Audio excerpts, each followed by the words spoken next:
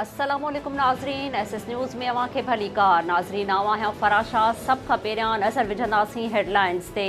वज़ीर आज़म शहबाज शरीफ़ तरफ़ां दादू ज़िले जो दौरो, ककड़ भरिसां क़ाइमु थियल टेंट सिटीअ में ॿोॾ मुतासिरनि सां मुलाक़ात। वज़ीर आज़म चयो आहे त ॿोॾ सबबि सभ खां वधीक तबाही सिंध में आई आहे।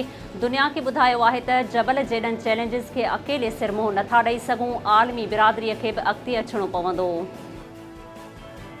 अॻूणे नाणे वारे वज़ीर इसहाक़ डार मुख़ालिफ़ धुर जे सख़्त एहतजाज ऐं गोड़ दौरान सेनेट जे मेंबर तौरु हलफ़ खणी वरितो। PTI मेंबरनि सेनेट चेयरमैन जी डाइस जो घेरो करे वरितो। इजलास जे एजेंडा जूं कापियूं फाड़े छॾियूं। इलेक्शन कमीशन तौहीन केस में पाकिस्तान तहरीक इंसाफ़ जे चेयरमैन इमरान ख़ान खे ज़ाती हैसियत में पेश थियण जो हुकुम ॾेई छॾियो। इलेक्शन कमीशन चयो आहे त शोकास जी तारीख़ हाणे 11 अक्टूबर आहे। इमरान ख़ान समेत फवाद चौधरी ऐं असद उमर खे केस में ज़ाती हैसियत में पेश थियणो पवंदो।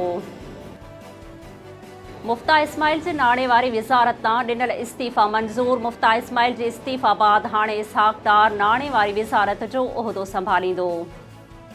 केनशाह मां ॿोॾ जो पाणी नेकाल न कराइण ऐं मुतासिरनि जी सहायता न थियण ख़िलाफ़ Sindh high court circuit bench Hyderabad में तौहीन अदालत जी दरख़्वास्त जी ॿुधणी। डिप्टी कमिश्नर दादू मुर्तज़ा अली शाह जे पेश न थियण ते अदालत पारां सख़्त कावड़ जो इज़हार। अदालत रिमार्क्स ॾिना आहिनि त DC दादू 1 कलाक जे अंदरि पेश न थियो त संदसि ख़िलाफ़ गिरफ़्तारी वारंट जारी कया वेंदा। नाज़रीन, ही हुयूं हिन वक़्त ताईं जूं हेडलाइंस। तफ़सीली ख़बरुनि जे लाइ ॾिसंदा रहो SS न्यूज़ यूट्यूब चैनल। असांजे चैनल खे लाइक ऐं सब्सक्राइब करणु न विसारींदा।